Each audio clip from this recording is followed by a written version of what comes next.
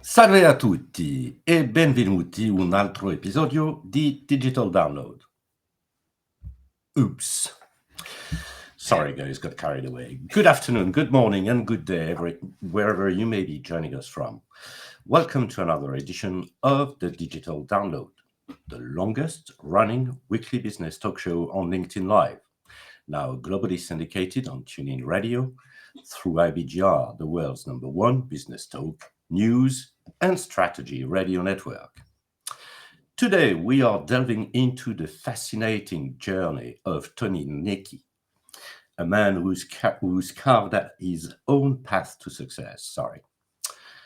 From his early aspirations in the music industry to his current role as a sales account executive at Salesforce, Tony's story is one of resilience, adaptability, and embracing the unexpected. But before we bring Tony on, let's go around the set and introduce everyone. While we're doing this, why don't you in the audience reach out to a friend, ping them, and have them join us? We strive to make the digital download an interactive experience. Audience participation is highly encouraged. Adam, would you like to kick us off, please? Hi, everybody. I'm Adam Gray. I'm co-founder of DLA Ignite, and I'm very much looking forward to today's chat with our dear friend Tony. I always find that these weekly shows are fascinating because we cover such a diverse breadth of topics. You know, not just people's area of expertise, but what they talk about, what their passions are. You know, we've had everything from being entrepreneurial through to running your own worm farm on the digital download. And I just love the fact that the audience never know quite what they're going to get when they turn up. It's a little bit of fresh air in our week, I agree. Thanks Absolutely. for that, Adam. Tim. Thank you. Welcome, everybody. My name is Tim Hughes, and I'm the CEO and co-founder of DLA Ignite. And I'm also famous for writing the book, Social Selling Techniques to Influence Buyers and Changemakers. Thanks for that. Thanks, Tim. As I said, this week on the Digital Download, we'll speak with Tony.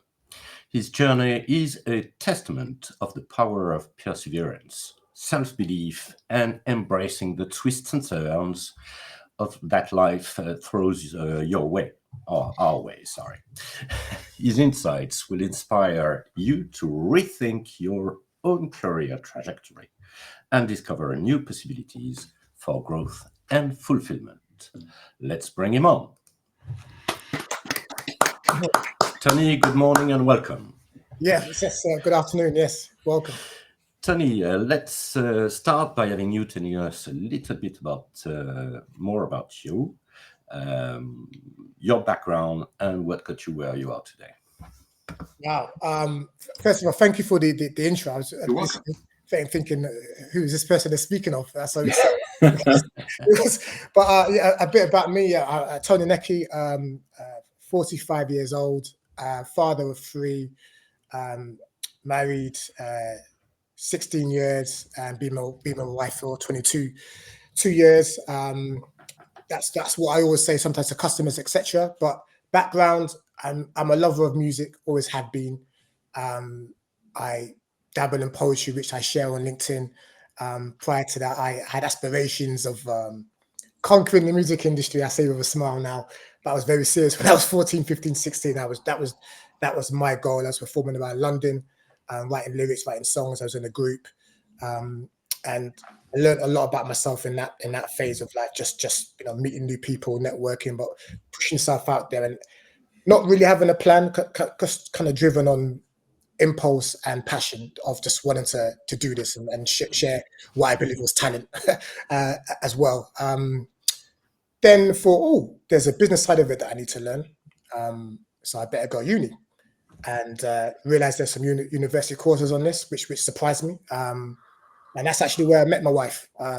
Ironically, I put a flyer for an event I was promoting in her car. I will say when I lived in London, I was sort of ignorant. What I mean by that is I didn't drive, and that's not why I was ignorant. But what I mean is train stations everywhere. Every road in London was a train station. Didn't need to drive, so I didn't really know how cars work. So when I put the flyer in her windscreen and it made the noise, I thought I'd set that off, but she'd obviously seen me from from far. Unfortunately, do a running joke, and that's how we kind of started speaking. I apologized, and she said it's fine, and we started conversating. But long story short, I did the music course there, and then let's say romantics, and year or two down the line, I'm going to be a dad. It's like, okay, I'm on student loans. I'm working part-time at Lidl's. I'm getting benefits for apartment I'm staying in London. I need to kind of really rethink this. Well, actually, not even rethink, think now what I'm doing. So I decided that I needed to embark on a professional career, or what I deem professional in terms of, I say, the corporate world, and less maverick, and see if I can kind of transfer any talents that I might have learned into the corporate world. And that's kind of what led me to where I am today, really. So when you talk about kind of navigating, I didn't have this master plan. It was just more, in my opinion, needing to do the right thing, follow my passion initially, and then it's like, okay, how can I do right for my soon-to-be child that's not asked to be here, and my girlfriend at the time, who's obviously now leaning on me, saying, well, do you have a plan? How do we do this? And convincing her that staying with me is the right thing to do as well. So that's kind of what led me here, and a little bit of my background and what I try to share on LinkedIn and people I speak to. Excellent. Well, thanks for that, Tony. Hi, David. Thank you for joining. Tony, let's start with a foundational question. What advice would you give to young professionals facing unexpected life changes that may disrupt their career plans?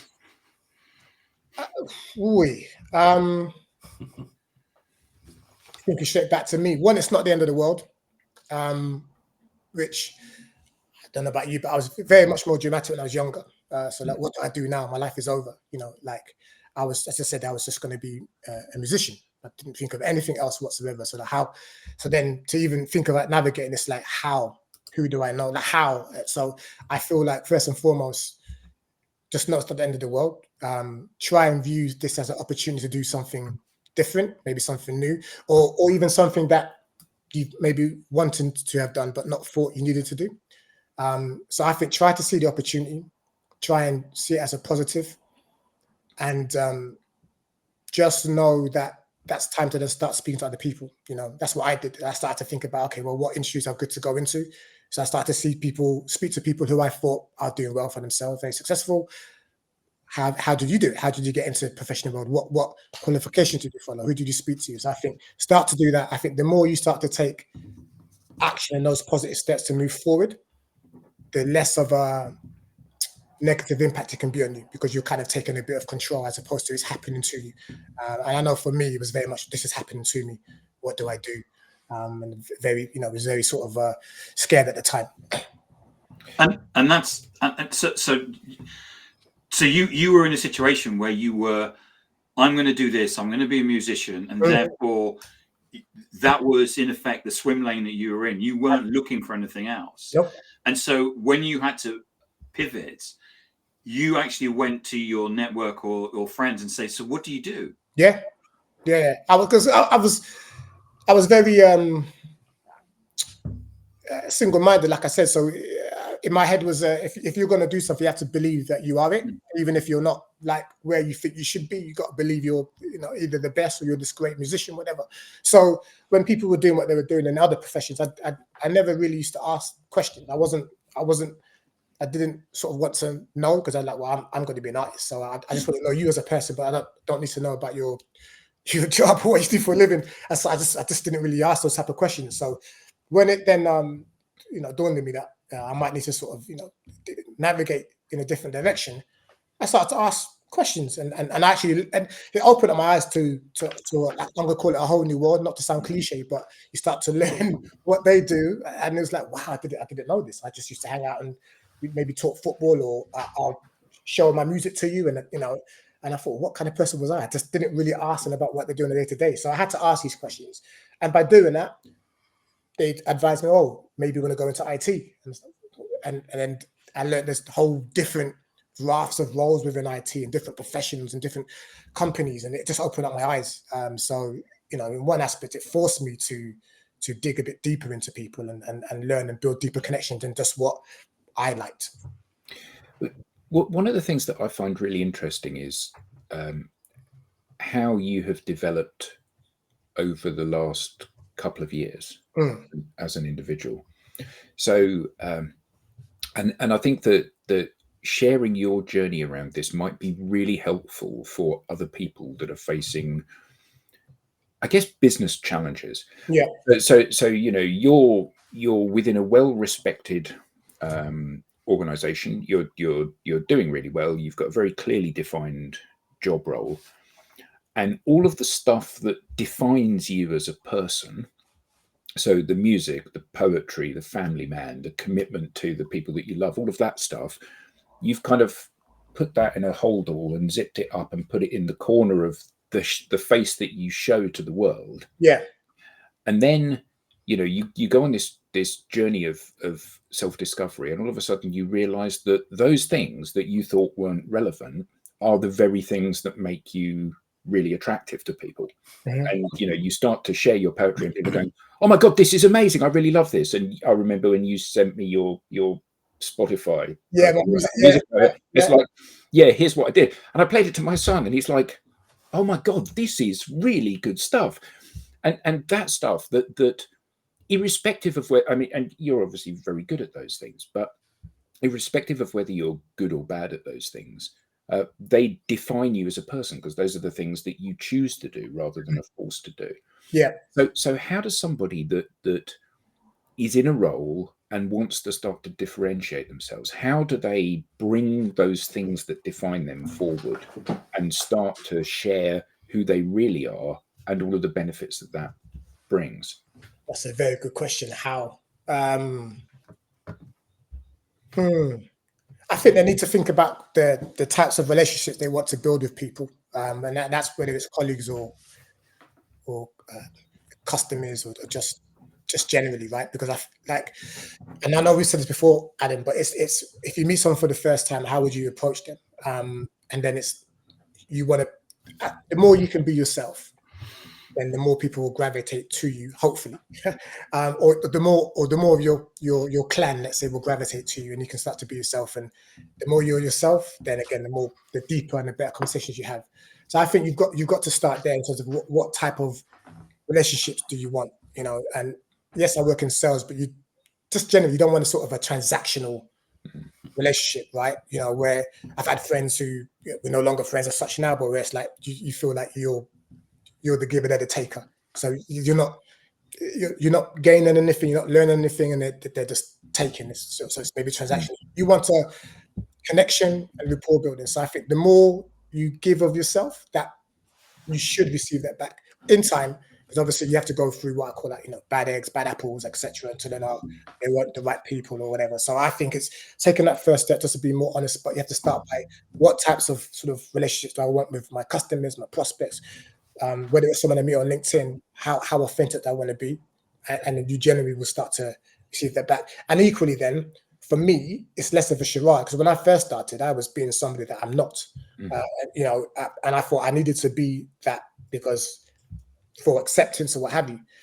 But there's only so many times you can sort of keep up that lie yourself. So actually, it's a bit refreshing and relieving to be like, this is me.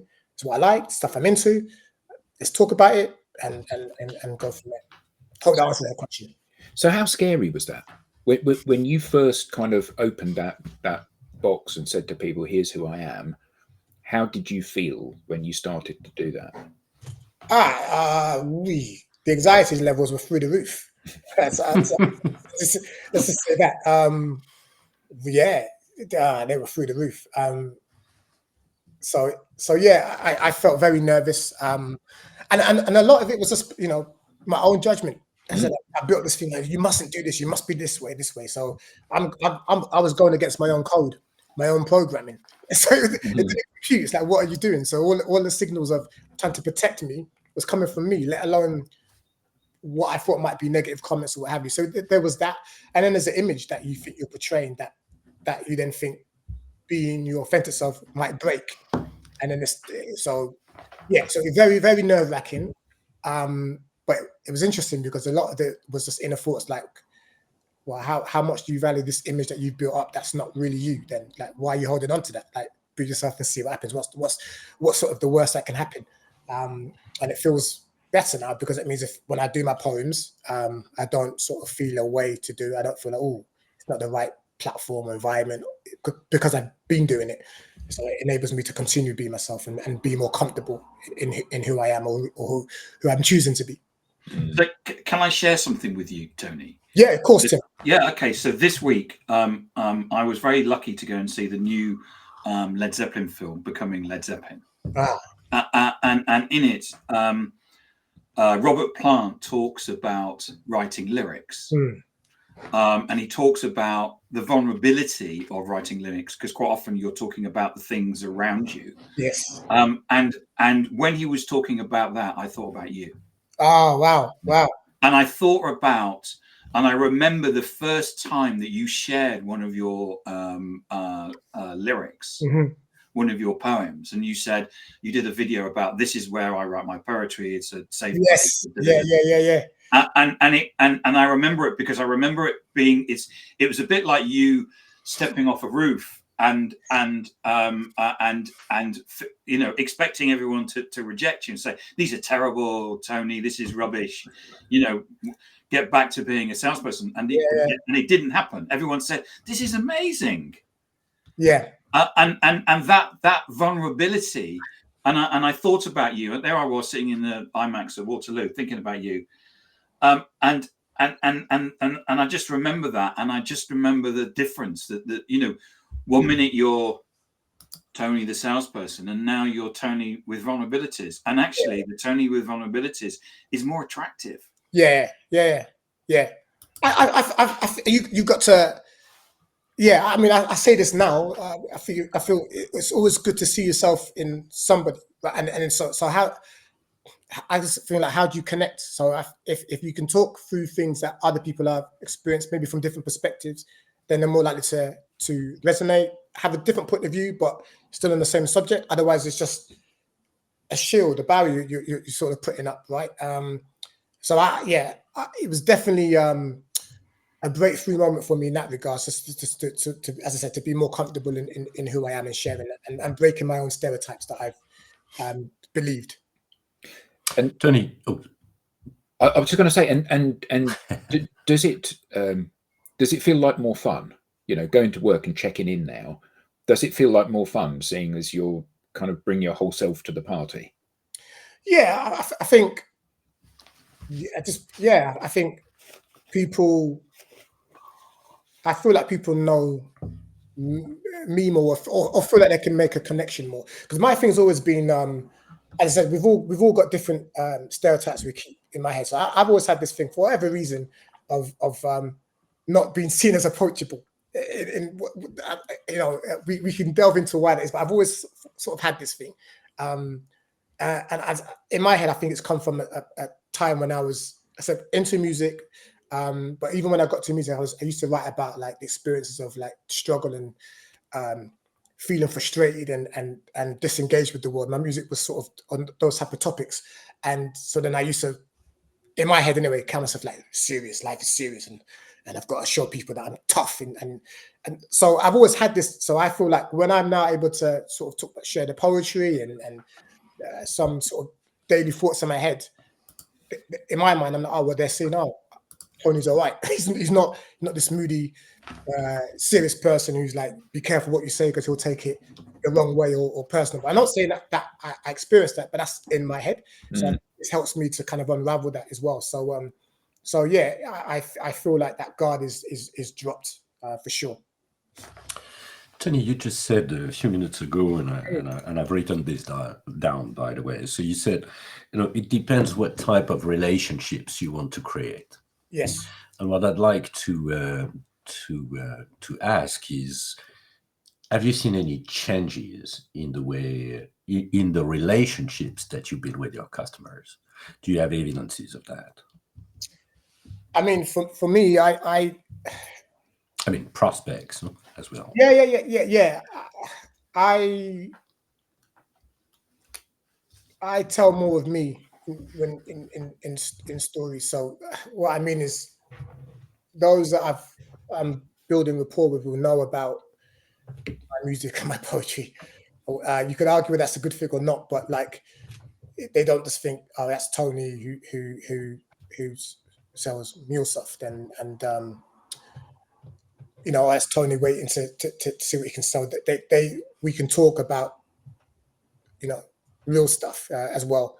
If they're comfortable to or not, but that's kind of the approach I have. So and I'm more comfortable doing that now, and I feel with that you learn about people and you connect, right? And I think it should be two-way.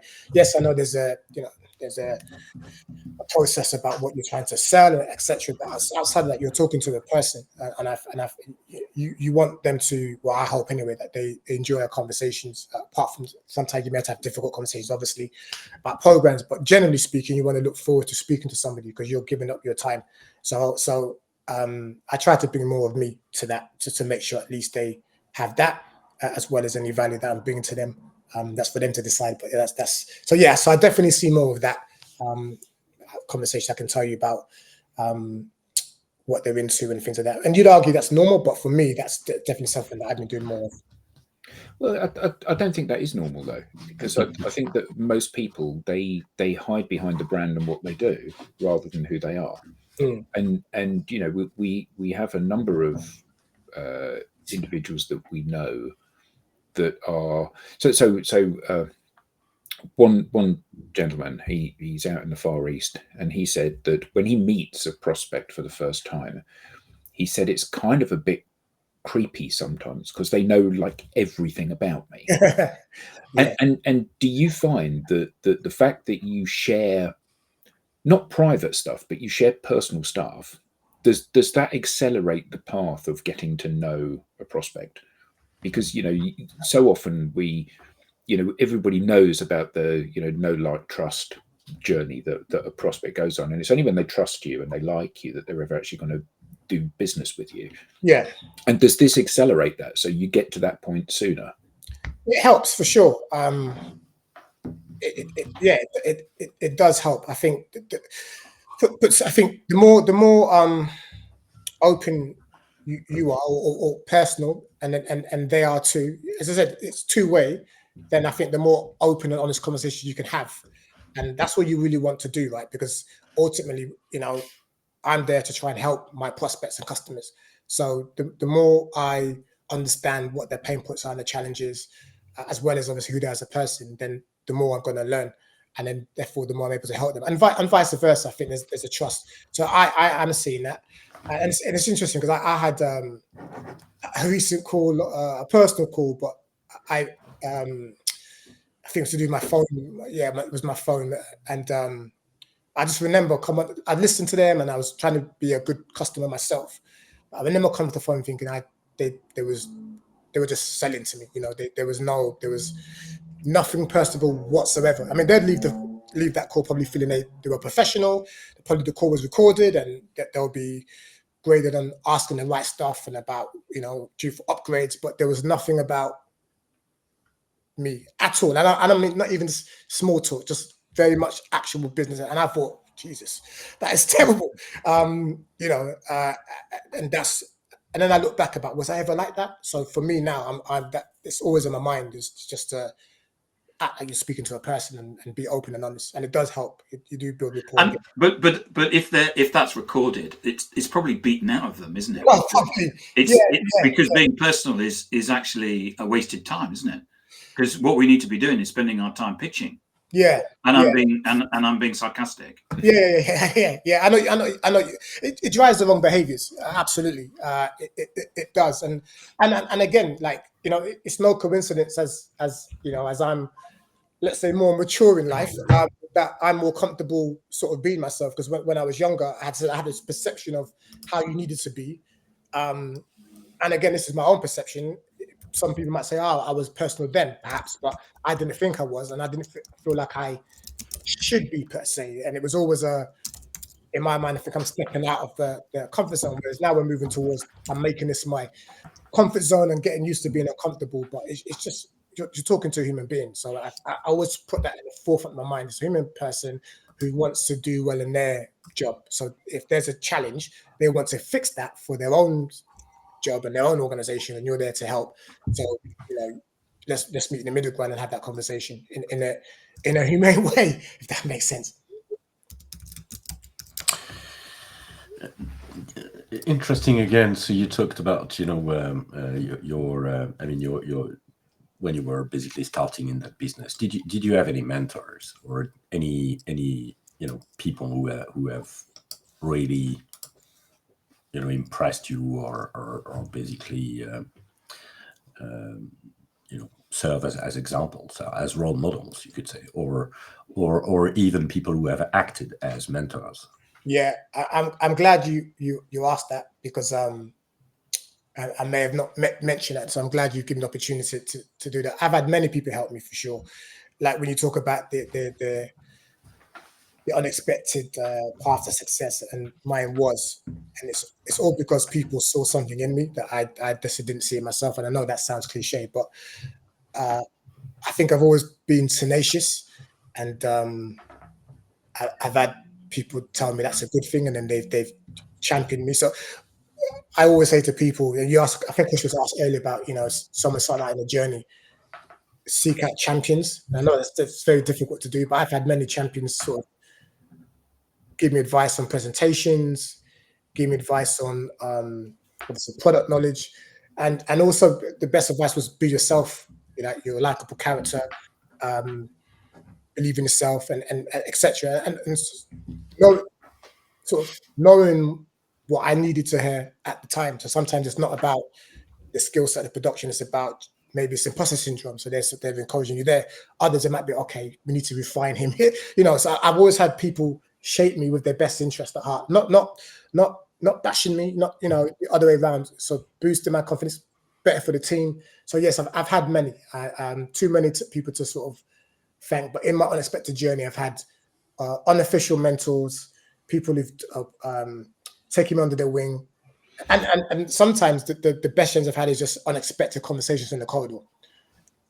So as I said, my perception of the corporate world was blown in a positive way, because I've had many people in the corporate world help me and encourage and champion me. So yeah, absolutely, I've had mentors, and couldn't be here without that. Even those who've hired me in roles, seen something, and champion the way I do approaches. If it sometimes it's been a bit different. No, he's onto something, and we'll work with him. So yeah, absolutely, I've had it.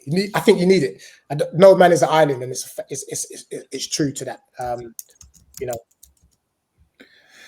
Yeah. So you obviously you are leading with who you are, and I mean, I love your LinkedIn headline. A very interesting chap, a rather interesting chap, which I think is just beautiful, absolutely beautiful. But that kind of route to market, not being a grey suit wearing corporate clone, is at odds with a lot of large organizations. So, you're at a big company now, and prior to that you were at a big company, and prior to that you were at a big company. So you know the kind of the large enterprise space very well in terms of working within that environment. And how is this kind of attitude being received, and how has that changed over the 10 years that you've been working in multi-billion-dollar companies? I mean, is it more accepted now, or is it still a challenge? Great question. I think it's more accepted now. I think you've only got to go on LinkedIn as an example and see there's many sort of videos out there, from motivational talks to snippets, different approaches of how someone's articulating an event, case studies. So I think there's definitely more advocacy for ways to reach people, engage people, for sure. And again, I think even in the workplace culture, there's a lot more emphasis over the last 10 years around, workplace culture being kind of the epicenter for positive productivity, if you get it right. and therefore embracing people's culture would then be kind of the diversity in their thoughts and their approaches. So I do see positive change in that space. I think what's interesting is the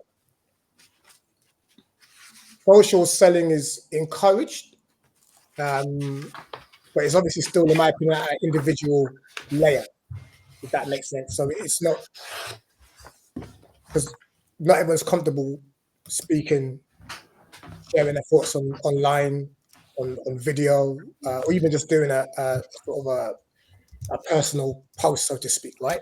Yeah. And for different reasons. And some, as I said, don't see maybe that is professional. Some think, oh, maybe they don't think they're interested enough. I don't know.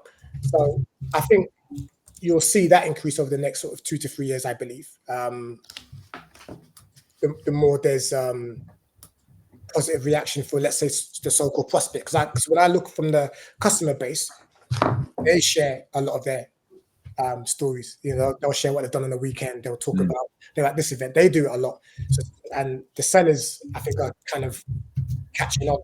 But that's what I see. I see people who I follow on LinkedIn, and they are sharing a lot of what you deem as personal stuff. So I do think it's catching on, because I think people want to connect, and I think that the lockdown scenario, COVID, over the last sort of 4 years, accelerated that. I think for people, the idea of connecting and being more personable, showing up as who you are. Sort of life's too short. Going for what you want and leading on who you are. I think more people are attuned to that more than ever now. So they're definitely a conscious shift. I hope that answers your question. I kind of feel like I went on a tangent there, but certainly I do see. No, not at all. But I think that, you know, one of the things that we so, you know, we have to sell stuff as well. So one of the things that we sometimes get as a pushback is that, you know, my customers aren't on social, which clearly isn't the case, because everyone's on social. But perhaps more concerning is that people say, or on occasion people say, yeah, I don't engage with any personal content. I don't like to see personal content on a business network. I only engage with business content. And I mean, ironically, that seems not to be the case, because even the people that say that, you know, they're the ones that drop a like on a happy birthday or congratulations for your promotion or whatever. Yeah. But is that something that you're kind of struggling with, either internally or externally, you know, when you're engaging with people, that they find this a turn off rather than a turn on? If they, so I'm going to say no in the first instance. I mean, if they are, that's not sort of being made clear to me. So it's, you know, it's obviously if they turn off, they made, you know, you'd argue if you sort of do like a connect request and it's still pending, then maybe that's their way of saying, ooh, you know, if both rights, that's the turn off. You never know. But in terms of engagement, no, I said that. So I think people want to know people. So you know, it's like what everyone normally does, right? I'm sure you go on LinkedIn, you view someone's profile. So you want to know about where they worked, but you want to see if you know a little bit about them as a person automatically. So that's why I think the more you show yourself, then they get a sense of, I won't say familiarity, but just, they can decide if they want to engage, if they like that person. This was really generally what they do. He or she seems likable, and then they're open to kind of have conversations. So, you know, what I'll say to the statement around, I don't really respond to sort of personal content. I mean, that's their choice, right? But I know when I've been in meetings, which and it's throughout my career, where it's, you know, it's serious conversation and it's about challenges and, you know, and that stuff. I'm going to say 95% of the time you're having personal conversations there too. You know, that's face to face, and you're still saying you haven't, whether it's football, golf, whatever it is, there's personal commentary in these really, really important mission critical meetings. So to me, it's a natural sense to then be familiar with that kind of online, right? As long as you're not revealing anything sort of from a business perspective. So that's what I say to that as well.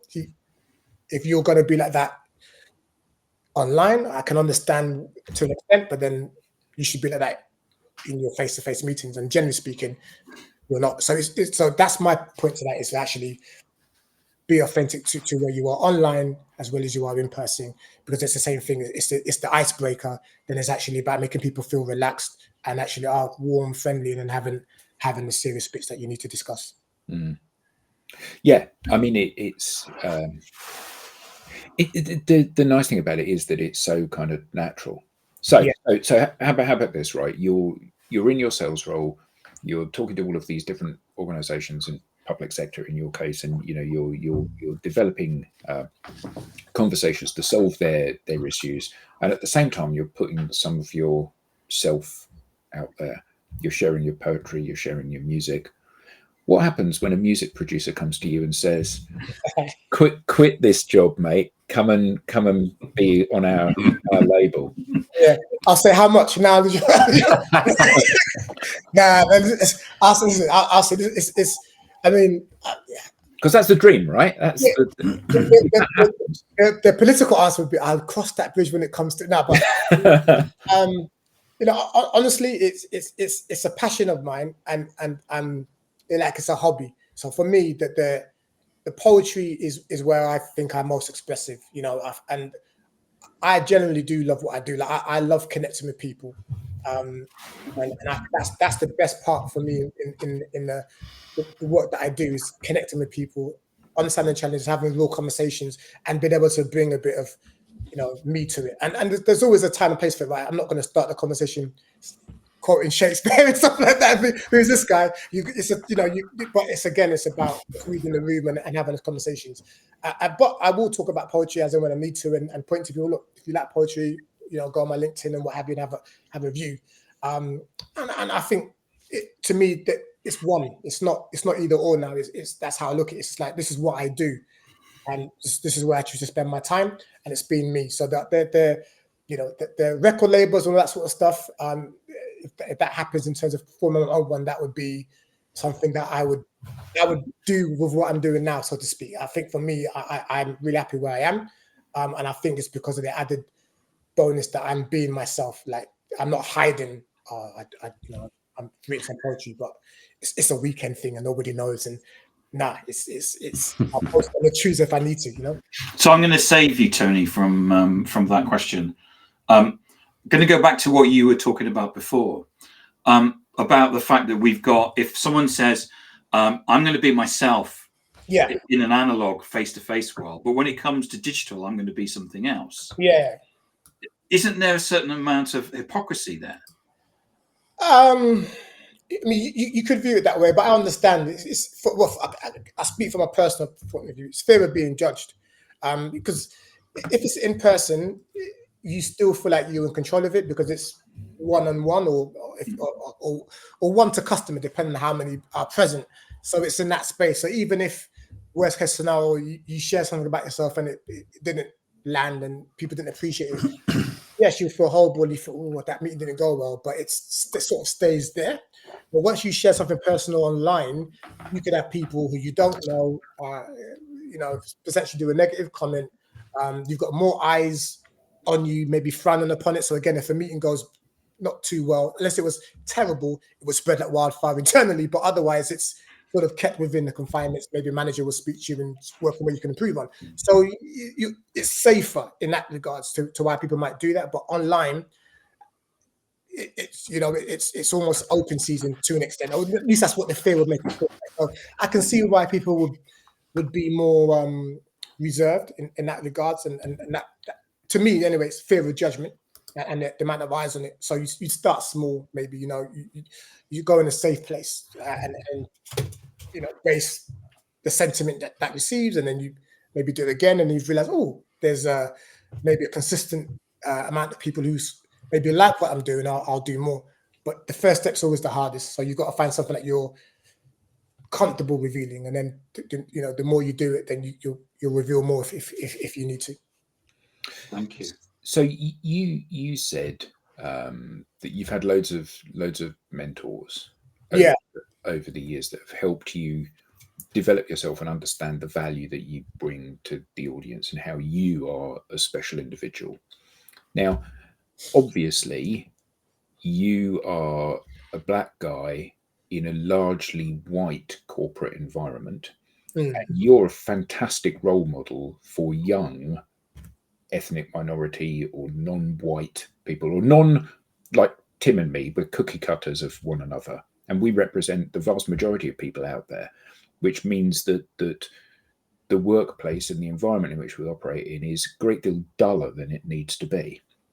And people who are not like me are a breath of fresh air for me. The fact they bring a different perspective, different experiences, different passions and interests, rap music and poetry. I'm incredibly impressed, but it's not something that I've ever done or really had a great deal of interest in. So do you mentor young people? Because, you're an inspirational individual and people must look at you and go, I want to be like him one day. So do you mentor people? And if not, when are you going to? Because you need to, don't you? I want to be like Tony one day. Yeah, absolutely. I want to grow up to be like Tony. Yeah, I do. I meant I've let's say I wouldn't say in an unofficial capacity I do, if that makes sense. So in terms of if they've got my number, my phone, and then if we need to speak and they want to speak to me, they drop me a text and we have a conversation, and I'm there to offer advice, and if hopefully it resonates. So I have done that, should I say? But in terms of like an official capacity where I'm meeting people once a week or a month, no, it's more ad hoc.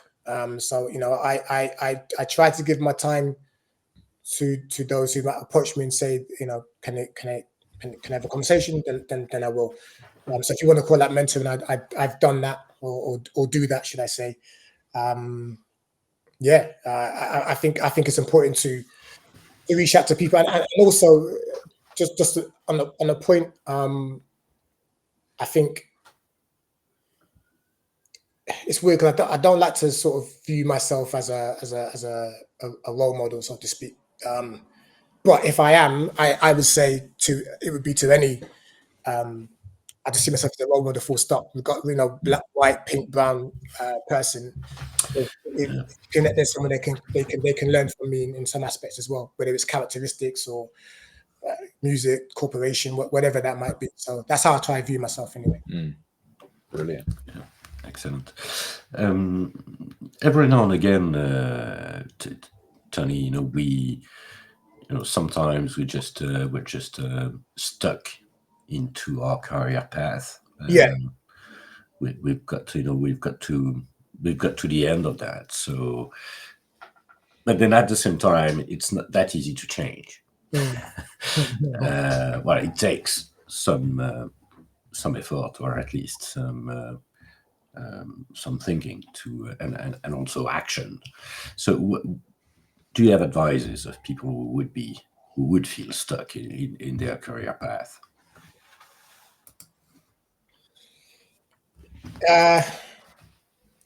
First question, I've been there where I've been stuck, and so first thing is have an honest conversation with yourself and say, why do you feel stuck? What is it? Is it the job? Is it obviously you think you should be further along in the job? Is it the pay? Is it the environment? Is it a specific person? Or is it actually none of the above and you're just not doing what you wanted to do? So I think that would be my advice to somebody there, like why. Try and identify, and then it might be because once you've recognized that and you realize, so for example, okay, I'm doing sales and IT, but actually I want to be a tennis player. Different worlds, but then once I've understood that, then I can maybe navigate and find out, okay, well, who do I speak to about coaching or getting into that? What money do I need to sustain the lifestyle if there's a substantial drop? You just need to identify what it is. And when I was younger and felt stuck, the mindset I had was just quit. But quit to where? So I'm leaving stuck to be stuck. So you just kind of need to understand what it is. So once you understood the why, I would say change is sort of easy. Now, there's barriers we put in our minds, like, oh, well, no, I can't leave. But you technically can. You just have to plan it well. So you go look for somewhere else. You speak to different guys to get mentorship to say, well, actually, is it within the business? Is it a new job? So you need to understand why first. And if it's actually all you could change some of that. You could change maybe how you navigate with someone that you don't get along with. Maybe have more of an honest conversation with your manager, get a mentor, and then people can start to guide you in how to work. So you need to understand why you're stuck. I think many people feel stuck, kind of, And they quit. Yeah, they quit or they let it become them. They don't do anything about it as such, really. They just kind of continue to moan, which I've done in the past as well. And from that perspective, what part continuous learning is kind of, one of the dimensions of that? The continuous learning, I said this the other day, you've got to have your own sort of moral code, right? So like when you anything you're doing, you need to sort of know why you're doing it and what you want to get from it. So that the moment you're not getting that, there's your signal like, oh. So in my case, if I'm not able to sort of, have meaningful conversations, either with customers, prospects, colleagues, and the environment doesn't permit that self, and you're really not enjoying it, then that's the sign to say, oh, well, I'm not maybe getting the things I need, or even this stuff that I'm doing is frowned upon, and all of that, then that's if I don't do anything about that, I'll start to feel stuck, so to speak. So I think you need to have an idea of what you expect in a role, your own goals, so to speak. And if they're being met, then you're generally happy. So, for example, if more money is offered or more this is offered, you're going to stay put. You're happy. Again, many sort of don't have that, or they have maybe one layer to which is like salary. Yeah, but there's got to be more to it, I think. So I think once you have that, you can check in every 6 months or every period to say, are you getting what you need? Brilliant. That's what I've developed and learned over time. Yeah, I mean, it's interesting stuff, isn't it? Because I think so often we don't invest time in thinking about what our direction is in career or life. We get into a kind of rhythm and we end up just kind of coasting.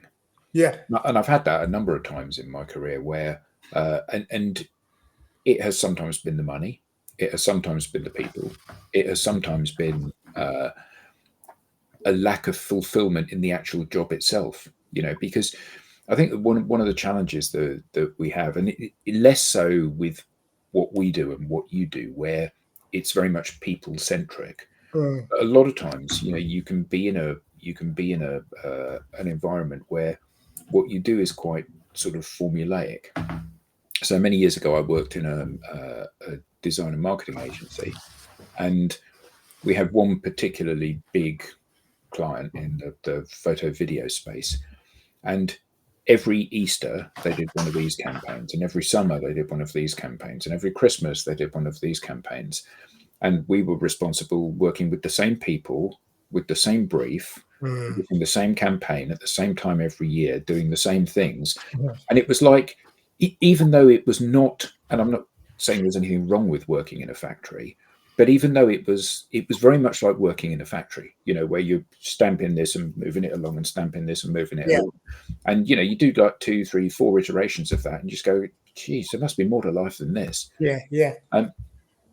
But I think often it takes like a major event to stimulate a move, doesn't it?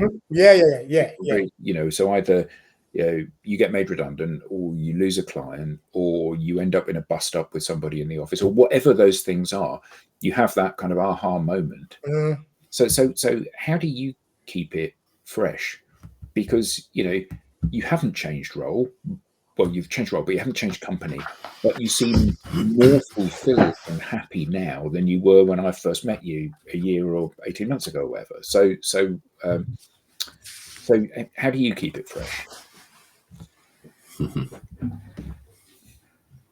Goals that I set for myself just allows me to stay accountable. Whether I've achieved them or not, this allows me to embrace a challenge.